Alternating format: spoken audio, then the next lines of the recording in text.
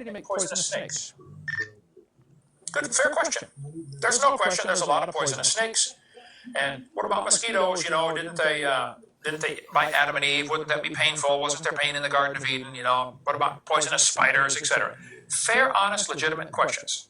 Well, if you get this article from JARS, Jungle Aviation and Radio Service, you'll see where they talk about using electricity to treat snake bites. Dr. Roger Gadarian in western Ecuador treated 300 cases of snake bite. The pain is gone in 15 minutes if shock is applied within 30 minutes. What they do is they use a stun gun, makes a little electric spark. If you get bit by a poisonous snake or a poisonous spider, they've discovered over the last 20 years, a lot of research has been done, a spark right on the injury site will neutralize the poison. They say if you get bit by a snake, do it in an X pattern, once this way, once this way. If it's been more than 30 minutes, tie an electrode to hook a wire to one of these, and make a long wire, and go around the other side, so the spark has to go through the limb. If it's been more than 30 minutes, you probably should also spark halfway from the injury to the heart, because the poison's traveling. A friend of mine said that they had a lady come visit their place in Texas, and they had a two-year-old boy with them. The 2-year-old got bit by a brown recluse spider, which can kill a 2-year-old. Wouldn't kill a human, but it'd make you hurt for a long time. We got brown recluse right here in Pensacola. This little brown recluse spider bit this 2-year-old right on the thigh. Within a few minutes, it was swelled up as big as a softball and rock hard and red with a spot in the middle. The kid is screaming uncontrollably. This friend of mine talking to this lady, and she said, "What do I do?" He said, "I'll tell you what I would do. I'd shock it with a stun gun." He said, "I happen to have one, but I'm no doctor. I'm not going to give you medical advice. But if you want to borrow my stun gun, I would shock it twice in an X pattern." Well, she did on this 2-year-old. Within probably 30 seconds, he quit crying. In less than a minute, the swelling was going down. And in 3 minutes, he was back out playing. And in 15 minutes, you couldn't tell anything except the bite, little spot.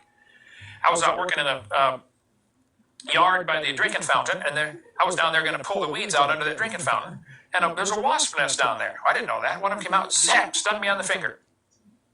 So I went right upstairs to the Van de Graaff generator, 500,000 volt, make your hair stand up generator, flipped the switch, zap, zap, zap.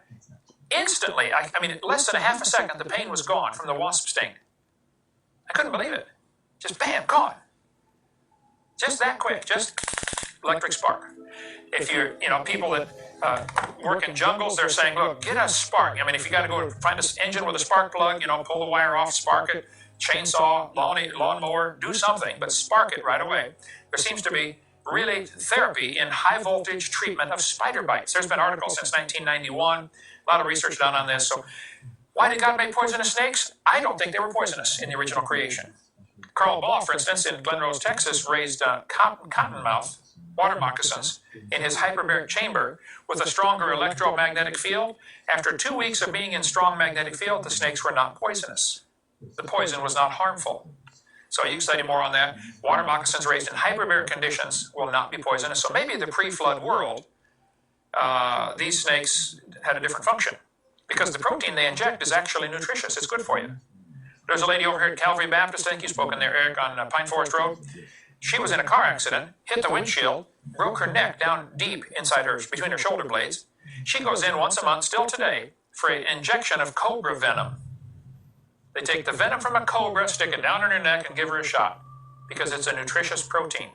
I don't know what they did to it. You could ask her if you'd like. But so maybe the snakes had a beneficial function. And so to say, hey, we have rattlesnakes, therefore God is mean, is to totally misunderstand the creation concept. Okay, what about the Ark of the Covenant? The Bible says in Jeremiah